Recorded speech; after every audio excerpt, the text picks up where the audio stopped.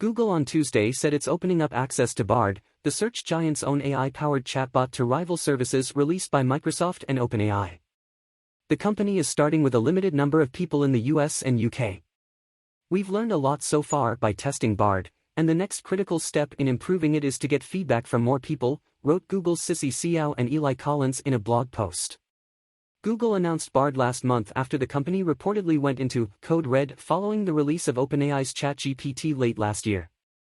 ChatGPT captured imaginations with its ability to give human-like answers to just about any question, from writing oddly specific poems to producing convincing cover letters for social media managers.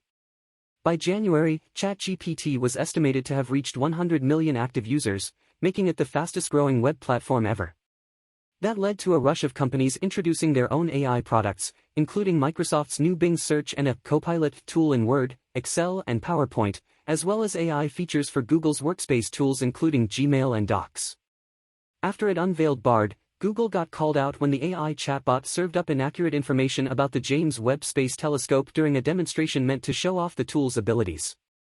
On Tuesday, Google stressed that Bard is still an experiment and noted that the AI tool won't always get things right. As Google, Microsoft, and others from DuckDuckGo to Adobe to Grammarly roll out new tools and services infused with artificial intelligence, the rush has highlighted concerns about issues like trustworthiness. The mass interest has also led to grand speculation about our AI future and the potential for misunderstanding. Google on Tuesday said it'll expand access to Bard to more countries and languages over time. People interested in trying out Bard can join the waitlist. The company didn't immediately respond to a request for additional comment. Thank you for watching the video to the end. Please, if you love our video, click the like button, give us a thumb up, subscribe, share and drop a comment on the video you like to see next.